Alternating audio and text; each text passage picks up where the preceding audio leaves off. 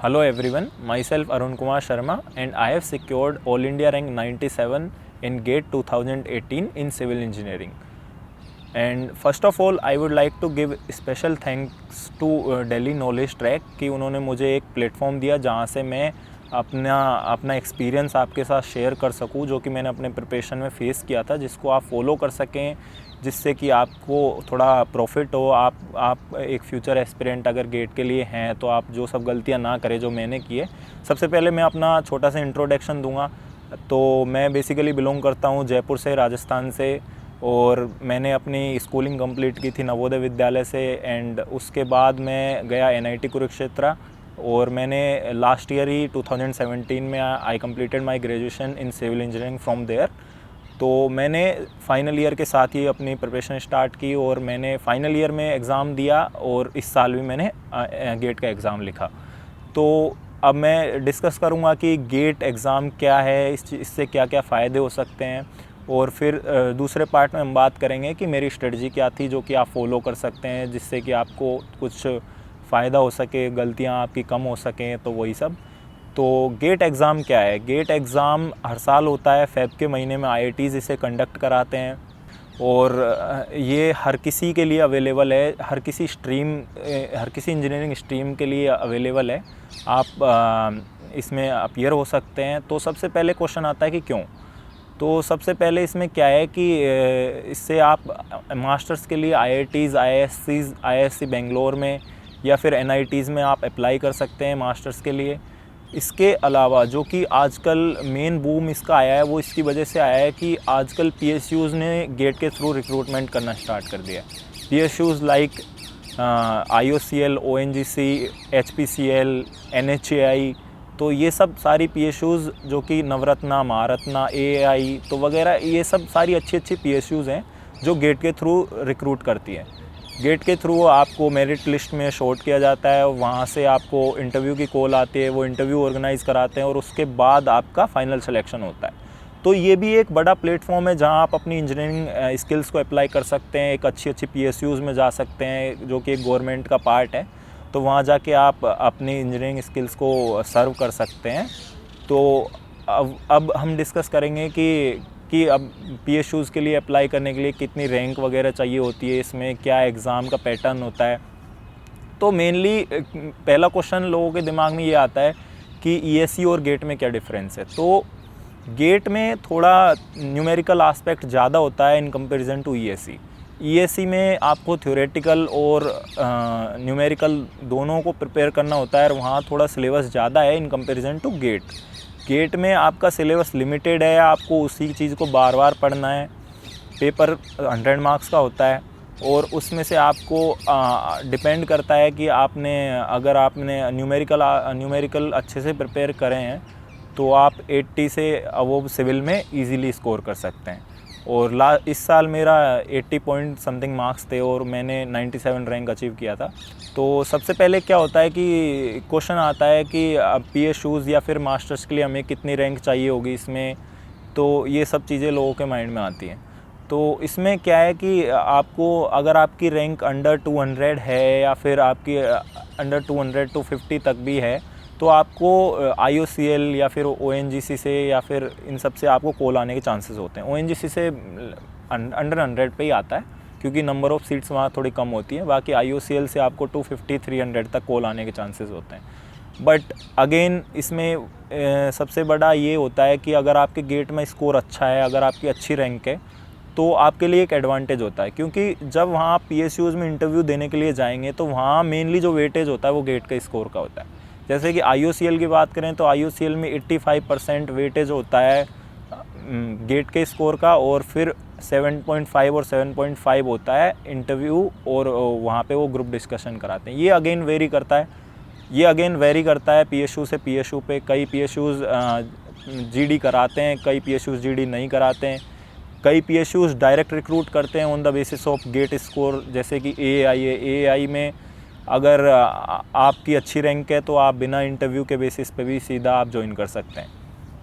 अब बात आती है कि मास्टर्स के लिए अगर आपको अप्लाई करना है, अगर अच्छी IITs या IISc में जाना है, तो आपकी रैंक 1000 के अंडर होनी चाहिए। 1000 2000 तक भी चल जाता है। अगर आपको और भी किसी NITs में जाना है तो 3000 2000 में भी आपको मिलने के चांसेस होते हैं। बट फिर अगेन अगर आपको अपनी मनपसंद की ब्रांच चाहिए जो कि मेनली स्ट्रक्चर्स होता है या फिर ट्रांसपोर्टेशन होता है, तो उसके लिए आपको थोड़ी फ़ाइट होती है। वहाँ अगर आपकी अच्छी रैंक है तो वो मिलने के चांसेस होते हैं। अदरवाइज़ काफ़ी बार ऐसा हुआ है कि वो इंटरव्यू ऑर्गेनाइज़ करा देते हैं अगर नंबर ऑफ़ एप्लीकेंट्स ज़्यादा होते हैं उस केस में। तो आपको इन सब चीज़ों का ध्यान रखना है। आपको अपनी जो भी एस्पिरेशन है उसके अकॉर्डिंग आपको प्रिपेयर करना है और उतनी रैंक लानी है जिससे कि आप जो सोच रहे हैं वो आपको मिल सके। तो इन सब चीज़ों का ध्यान रखना है अपने प्रिपरेशन में। सारा एग्ज़ाम को पहले समझना है, उसके बाद आपको तैयारी स्टार्ट करनी है। क्योंकि जब तक आप एग्ज़ाम को समझेंगे नहीं तब तक आप अपने आप को मोटिवेट नहीं कर पाएंगे कि आपको कितना रैंक चाहिए, आपके फ्यूचर के एम क्या है, आपको गोल क्या है, आपको जाना कहाँ है एक्चुअल में। तो वो सब चीज़ें आपको डिसाइड करनी होती हैं। तो इसमें अब आता है कि अब पेपर स्पेसिफिक मैं बात करूं तो पेपर में काइंड ऑफ क्वेश्चंस होते हैं 1 मार्क और 2 मार्क क्वेश्चंस, तो और MCQ भी होते हैं और न्यूमेरिकल इंटीजर टाइप भी क्वेश्चन होते हैं। तो इसमें सबसे बड़ा गेम है कि आपकी एक्यूरेसी बहुत अच्छी होनी चाहिए। अगर आपकी एक्यूरेसी अच्छी नहीं है तो आप उस केस में जो न्यूमेरिकल आंसर वाले क्वेश्चंस हैं उसमें आप थोड़ा सा डिफीट खाने के चांसेस होते हैं। अगर आपने वहाँ एक्यूरेसी में आप एक्यूरेसी के साथ आपने कॉम्प्रोमाइज़ करा तो आपके जो 2-2 मार्क्स वाले क्वेश्चन हैं वो आपके गलत होने के चांसेस होते हैं। तो during your preparation try to focus on the accuracy as well, जो कि टाइम मैनेजमेंट के साथ तो होना ही चाहिए। बट होता क्या है कि गेट में बेसिकली मैंने टाइम का ऐसा चैलेंज कोई फेस नहीं किया था, और आजकल जैसा पेपर आ रहा है पैटर्न का तो टाइम का इशू आई थिंक नहीं होगा आपको। तो आप एक बार एक्यूरेसी पे ज़्यादा फोकस रखिए कि मैं जो भी कर रहा हूँ क्वेश्चन वो एकदम लास्ट तक सही होना चाहिए, स्टेप बाय स्टेप। तो स्टेप बाय स्टेप चलिए एकदम अच्छे से, ताकि आपको फाइनल आंसर जो होता है वही आ रहा है। तो वो सब चीज़ें, और वहाँ पे एग्ज़ाम में कैलसी आपको अवेलेबल होता है, कंप्यूटर में ऑनलाइन एग्ज़ाम है, तो इस चीज़ का ध्यान रखना है कि आप प्रिपरेशन में भी उसी मोड पे करिए जिस मोड में आपका एग्ज़ाम होने वाला है। ऐसा नहीं है कि आपने पूरी तैयारी पेपर पेन से करिए and then at the last moment आप फील कर रहे हैं कि आप सिस्टम के साथ कोप अप नहीं कर पा रहे हैं। तो वो चीज़ आपको ध्यान रखनी है। तो इसीलिए ये सब चीज़ें मैं आपको स्ट्रेटजी के पार्ट में बताऊंगा कि मैंने क्या किया था, तो वही सब चीज़ें आप फॉलो कर सकते हैं। तो ये एग्ज़ाम का मेन जो पैटर्न है वो ये है जो कि मैंने आपको बताया। बाकी सब्जेक्ट तो ये डिपार्टमेंट टू डिपार्टमेंट और ब्रांच टू ब्रांच वेरी करता है कि किस ब्रांच में कौन सी सब्जेक्ट्स हैं। तो होती हैं 4-5 सब्जेक्ट ऐसी जिनका रिलेटिव इंपॉर्टेंस ज़्यादा होता है। तो वो आपको प्रीवियस ईयर के एनालिसिस करके आपको समझ में आ जाएगा कि किस सब्जेक्ट्स पे मेरे को ज़्यादा फोकस करना है, किस पे मेरे को ज़्यादा टाइम स्पेंड करना है कि मैं अच्छा स्कोर कर सकूँ। तो ये सब चीज़ें आप प्रीवियस ईयर अच्छे से सोल्व करिए, और आई एडवाइस यू कि गेट में तो प्रीवियस ईयर काम आना ही आना है। और इसमें एक स्कोरिंग वाला पार्ट होता है कि आप इंजीनियरिंग एप्टीट्यूड भी आता है और रीजनिंग भी आती है और इंजीनियरिंग मैथमेटिक्स भी आती है। तो वो सब चीज़ें as a engineer I don't think कि आपको उन सब चीज़ों के लिए प्रिपेयर करना है। जस्ट एग्ज़ाम में जाइए, सीधा बैठिए एंड फेस देम।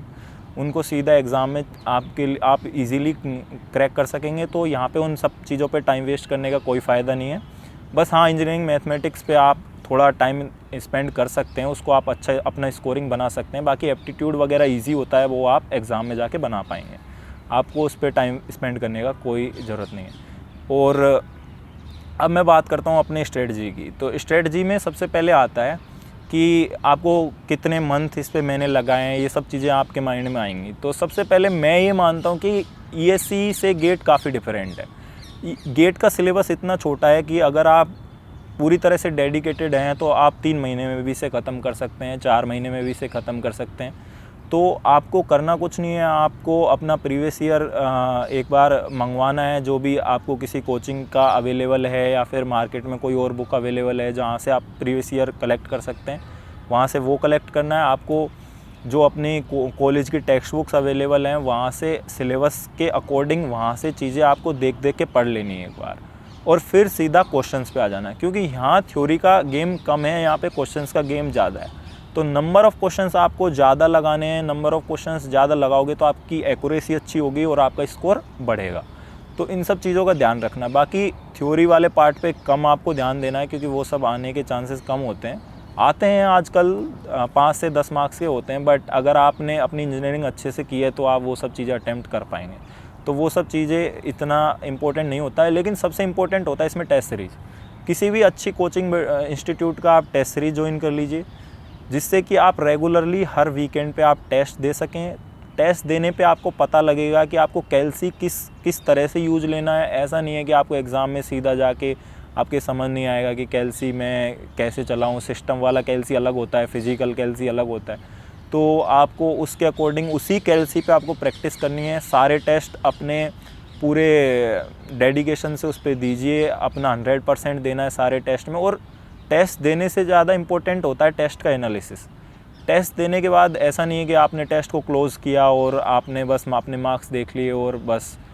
तो आपको सबसे पहले टेस्ट ख़त्म करके अपना रैंक देखना है, अपने आप को देखना है कि आप कहाँ स्टैंड कर रहे हैं। और उसके बाद जहाँ भी है आपको उससे डिप्रेस या फिर हाईली मोटिवेटेड या फिर ओवर कॉन्फिडेंट होने की ज़रूरत नहीं है। आपको उसके बाद आपको एनालिसिस वाले पार्ट पे फोकस करना होता है, जिस पे आपको टेस्ट करने से ज़्यादा टाइम स्पेंड करना है। अगर आपने 3 घंटे का टेस्ट सोल्व करा तो उस पर हो सकता है 4-5 घंटे भी लग जाएँ।